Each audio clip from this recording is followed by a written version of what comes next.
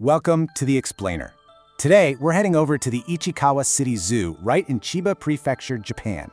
We're going to be looking at this truly extraordinary sequence of events that went down in an enclosure known as Monkey Mountain. And look, this isn't just your standard, cute animal story. It's actually this fascinating real-time look into social structures, vulnerability, and this totally unexpected intervention that completely defied the strict rules of their animal society. We're going to break down exactly what happened, step by step, and unpack the huge implications of just one individual's choice. Okay, let's dive into this. The whole story revolves around an adult male Japanese macaque named Onsing. Now, in the superstructured world of a zoo enclosure, behaviors are usually pretty predictable, right? They're driven by instinct and this deeply established social order. But Onsing did something that totally wasn't in the rulebook. Nobody asked him to do it. He just did. He stepped into the situation with this incredible, almost mysterious sense of agency. And he basically became this unexpected hero in a scenario that was, honestly, shaping up to be a total tragedy.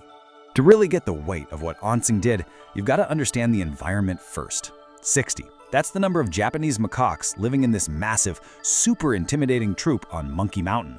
I mean, just imagine the noise, the complex relationships, the sheer physical presence of a 60 macaque crowd. It's a lot.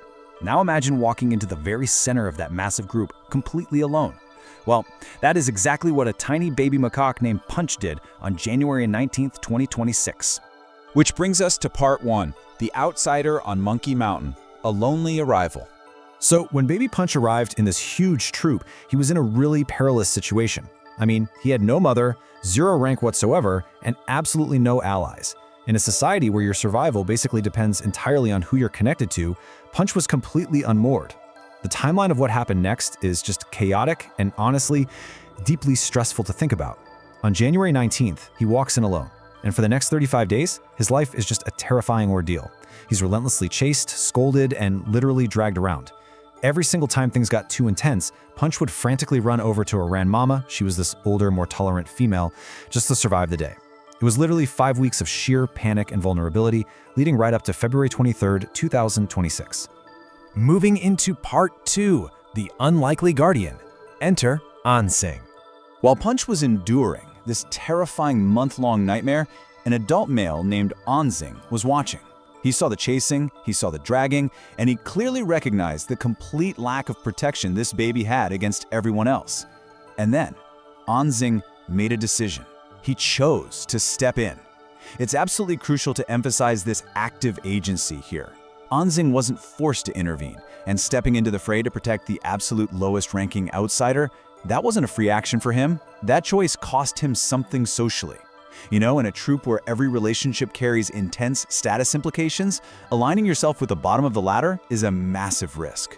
But he made that choice anyway. And that leads to part 3, the hug, a moment of empathy. So it's February 23rd, 2026. After 35 days of constant hostility, Onsing slowly, deliberately walks right up to this terrified baby. He doesn't rush it, he isn't frantic or urgent at all. His pace is incredibly steady. And what happens next is just this profound emotional climax, a full embrace. It's real, and it is entirely unhurried. In this harsh environment dictated by rigid rules and just relentless bullying, this act was one of pure, shocking empathy. And Punch? Man, he just held on.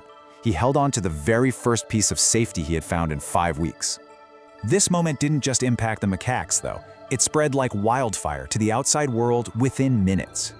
Viewers had been watching Punch suffer, watching with their hearts in their throats for 5 long weeks. So when this hug happened, there was just this massive collective exhale. One fan hit the nail on the head, writing, "I have been waiting for this moment since the dragging video. I didn't know how much I needed to see this." It was this incredible moment of profound relief for everyone witnessing this tiny outsider finally find safety. Which brings us to part 4, the permanent bodyguard, a self-assigned role. You see, this viral hug wasn't just some fleeting moment of pity. It was actually the beginning of a permanent, calculated decision to fundamentally change Punch's life on Monkey Mountain. And this brilliantly illustrates Onsing's intelligence and intention. After the hug, he didn't just carry Punch around, he started positioning himself consistently right at Punch's side inside the enclosure, just always present. He was actively watching that massive 60 macaque crowd, keeping an eye on exactly who was coming toward the baby. Zoo visitors even started reporting that Onsing was moving to block other monkeys before tension even arose. He noticed things. He remembered who was dangerous. He basically became a permanent bodyguard not because anyone assigned him the role, but because he just gave it to himself. Let's get into part 5, Defying the Monkey Hierarchy, the sociological impact. Beyond the amazingly heartwarming narrative here, this behavior completely challenges what we expect to see in animal social structures. So we really have to ask the critical question, why does this matter? Like, why is an adult monkey hugging a baby monkey so much more than just a cute zoo story? Well, to understand the deep zoological meaning of this event, we have to look at the invisible rules that actually govern Monkey Mountain. The answer lies in this core concept right here, matrilineal rank. Japanese macaque society is built entirely on this system. Basically, it means that an individual's status, their power, and their overall place in the world are strictly inherited from their mother. It's a highly rigid, super unforgiving power structure. You are born into your rank, and that dictates exactly how you are treated by the rest of the troop for your entire life.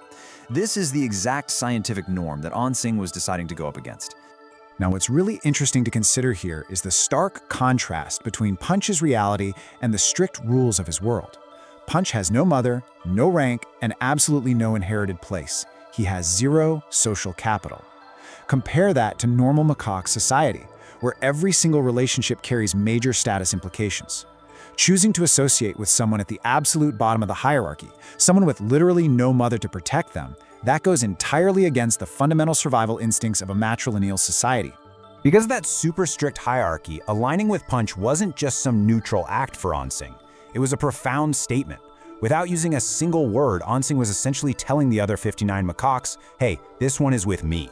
And in a troop of 60, having that kind of backing meant absolutely everything. It was the very first sign that the troop was beginning to truly accept Punch. And honestly, the most incredible part of the whole shebang, this wasn't the zoo's plan. It wasn't born from the keepers intervening or trying to fix things. It was entirely one monkey's choice to bypass all the rules and offer genuine, true acceptance. Which leaves us with this final thought to really reflect on.